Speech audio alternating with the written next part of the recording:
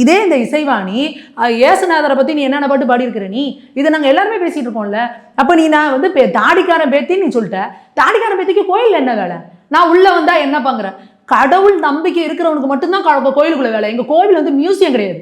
அங்கேருந்து இப்படி சுற்றி பார்த்துட்டு போகிறது கிடையாது. அது வந்து அங்கே கடவுள் உள்ள உயிரோடு இருக்கிறார் அப்படின்னு நம்புகிற இடம். நாங்கள் கடவுள் நம்பிக்கை இல்லாதவனுக்கு கோயிலுக்குள்ள வேலையே கிடையாது. அங்கே நீங்கள் வரக்கூடாது.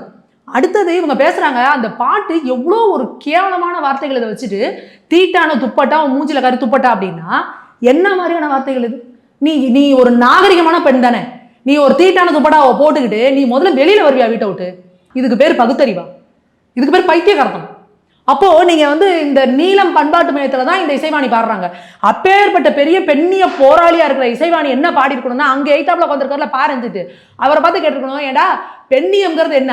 உன்னை நம்பி வர ஒரு பொண்ணை நீ கடைசி வரைக்கும் வச்சு காப்பாற்றணும்னு சொல்ற இந்துத்துவவாதி இருக்கான்ல, அவன்லாம் பிற்போக்குவாதியம், பெண்ணியத்துக்கு எதிரானவனா.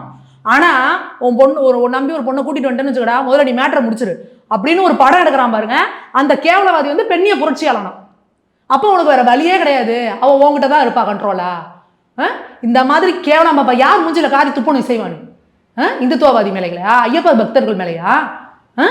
ஐயப்ப பக்தர்கள் மாலை போட்டால் வீட்டில் இருக்க பொண்டாடி கூட சாமின்னு தான் கூப்பிடுவாங்க. யாருக்கு நீங்க வந்து எங்களுக்கு கலாச்சாரத்தை சொல்லிக் கொடுக்குறீங்க, பெண்ணியத்தை சொல்லிக் கொடுக்குறீங்க? நீங்க என்ன எங்களுக்கு சொல்லிக் கொடுக்க வேண்டி கிடக்கு? இந்து மதத்துல மட்டும்தான் பெண்கள் சர்வ அலங்காரம் பண்ணிக்கிட்டு சுதந்திரமா வந்து வெளியில நிற்க முடியும். 100 ஆண்கள் இருந்தாலும் அந்த இடத்துல வந்து ஒரு பெண் நான் மூஞ்சியை மறைச்சுக்குவேன், என் உடம்ப மறைச்சுக்குவேன் அப்படிலாம் கிடையாது. எனக்கு எப்படி பிடிக்குதோ அப்படி அலங்காரம் பண்ணிட்டு நான் வந்து நிற்கிறதுக்கான முழு சுதந்திரத்தை இந்து மதம் மட்டும்தான் கொடுக்குது. வேற எந்த மதம் கொடுக்குது சொல்லுங்க? நீங்க காலத்துல காதல எதுவும் போடாத, நீ இப்படி இரு, இல்லை உன்னை முழுசா மூடிக்கோ, இப்படி சொல்றதா? இல்லை இந்து மதம் நீ உனக்கு எப்படி பிடிக்குதோ நீ அலங்காரம் பண்ணிட்டு வந்து எல்லாத்துக்கு முன்னாடி நில்லுன்னு சொல்ற? நீங்க பாருங்க, ஒரு கல்யாண வீட்டுக்கு போனா கூட ஆம்பளைங்க எத்தனை நகை போட்டிருப்பாங்க, பெண்கள் தான் முழுக்க முழுக்க என்ன எனக்கு பிடிச்சிருக்கோ நான் முழுக்க அலங்காரம் பண்ணிட்டு வந்து நிற்பேன். இவங்களோட பார்வை அப்படின்னா இன்னொருத்தையும் முன்னாடி இப்படி பார்த்துருவானோ அப்படி கூட கிடையாது. எங்கள் வீட்டு பொண்ணு அப்படின்னா மகாலட்சுமி மாதிரி இருக்கணும், அவங்களுக்கு என்ன பிடிக்குதோ அந்த மாதிரி சர்வ வந்து சுதந்திரமும் கொடுத்தது இந்து மதம் தான். நீங்க என்ன இந்து மதத்துக்கு வந்து சொல்லி கொடுத்தேன்னு சொல்றதுக்கு என்ன அர்த்தம் இருக்கு?